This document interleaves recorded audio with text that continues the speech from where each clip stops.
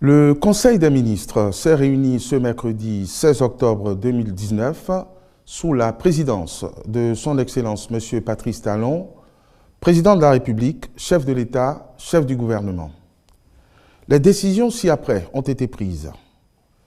Mesures normatives. Texte d'application de la loi numéro 2015-18 du 1er septembre 2017 portant statut général de la fonction publique relatif aux instances disciplinaires et paritaires. Cette loi instaure des innovations dans le fonctionnement des organes dédiés aux sanctions disciplinaires ainsi que celui du comité consultatif paritaire de la fonction publique. Elle fixe par ailleurs les principes fondamentaux de gestion des emplois et des carrières des agents. C'est pour définir les modalités pratiques de mise en œuvre de la dite loi que des décrets d'application, notamment ceux relatifs aux instances disciplinaires et paritaires, sont élaborés.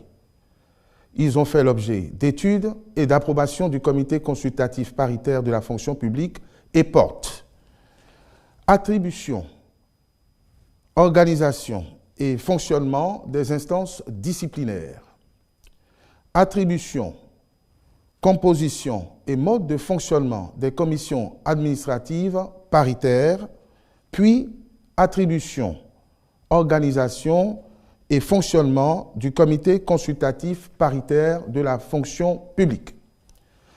Le ministre du Travail et de la fonction publique est instruit d'assurer la vulgarisation de ces textes en direction des gestionnaires des ressources humaines et tous autres acteurs de l'administration publique.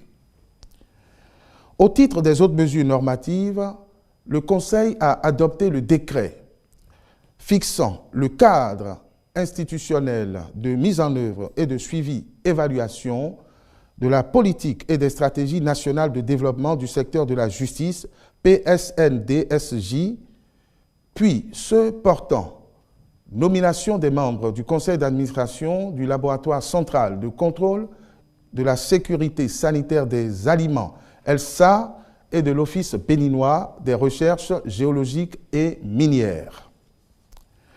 Au titre des communications, compte rendu du dialogue politique.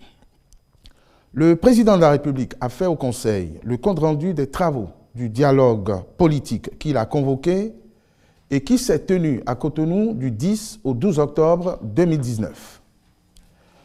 Le Conseil note qu'il se dégage des conclusions du dit dialogue, le consensus des acteurs politiques, toutes tendances confondues, autour des points ci-après. Le toilettage de la charte des partis politiques et du code électoral.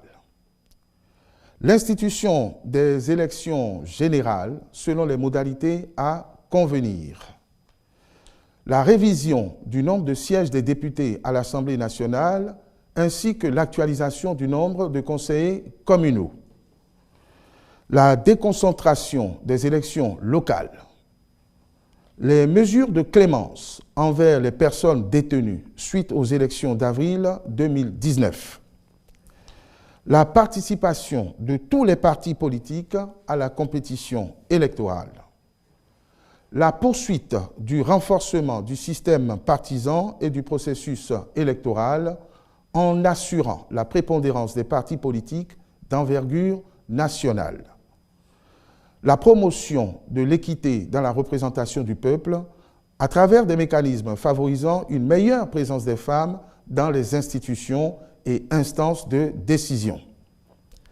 Le renforcement de la démocratie par l'élaboration et la mise en œuvre d'une loi organisant véritablement le statut de l'opposition. Plus spécifiquement, les participants se sont accordés sur la nécessité de préserver ou de promouvoir certaines avancées, à savoir l'exigence de 10% des suffrages exprimés comme seuil de représentativité des partis, la mise en place dans le processus de l'élection présidentielle d'un mécanisme de parrainage par les élus politiques, notamment communaux, en vue d'une plus grande implication des partis politiques.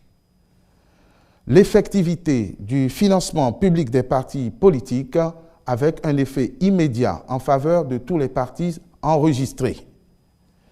Le maintien dans les dossiers de candidature des pièces essentielles suivantes: quitus fiscal, casier judiciaire, attestation de résidence, caution, carte d'électeur et déclaration sur l'honneur. Par ailleurs, des doléances ont été exprimées à l'endroit du président de la République par certains participants au dialogue politique. Celles-ci devant faire l'objet d'un examen approfondi dans le respect des textes en vigueur. Prenant acte de ce compte rendu, le Conseil a marqué son adhésion aux recommandations consensuelles contenues dans la synthèse du rapport. Le gouvernement entreprendra dans les prochains jours les actions nécessaires à la mise en œuvre de celles relevant de sa responsabilité. En ce qui concerne les recommandations dévolues à d'autres institutions et en vue de donner une suite responsable à cet important événement politique, le chef de l'État a décidé de prendre des initiatives à cette fin. Ainsi, dès ce jeudi 17 octobre 2019, le président de la République rencontrera la conférence des présidents de l'Assemblée nationale. Relève de l'unité constituée de police, FPU, du Bénin, engagée dans les opérations de soutien à la paix de la mission intégrée des Nations Unies pour la stabilisation du Mali, MINUSMA, au titre de l'année 2019. Dans le cadre de la contribution de notre pays aux efforts de maintien de paix sur divers théâtres en Afrique, le Conseil a autorisé cette relève et le déploiement de 140 fonctionnaires de police pour le compte de la MINUSMA. Le Conseil rappelle aux différents contingents déployés pour des missions à l'extérieur le devoir d'exemplarité et d'efficacité dont ils doivent toujours faire montre. Rencontres et manifestations internationales. Le Conseil a autorisé la participation d'une délégation du Bénin à l'Assemblée générale constitutive du réseau des associations des hémodialysés et insuffisances rénaux de l'espace CEDEAO, Rachir CEDEAO, à Bobo Dioulasso, au Burkina Faso, du 16 au 20 octobre 2019. L'organisation à Cotonou du 3 au 9 novembre 2019 de la 43e Assemblée générale scientifique du Collège ouest-africain des médecins. La participation du Bénin au premier sommet Russie-Afrique à Sochi les 23 et 24 octobre 2019 et l'organisation à Cotonou du 3 au 9 novembre 2019 de la 43e Assemblée générale scientifique du Collège ouest-africain des médecins. L'organisation à Cotonou, le 17 décembre 2019, du séminaire national de restitution des conclusions de l'état des lieux audit qualité des communes de Sémekpodji, Tofo et Parakou, réalisé par l'Association des élus français d'origine béninoise, EFOB. Au titre des mesures individuelles, au ministère de la Communication et de la Poste, le directeur général de l'Office de radiodiffusion et télévision du Bénin, ORTB, M. Joël Rondolo, est relevé de ses fonctions. Les nominations suivantes ont été prononcées.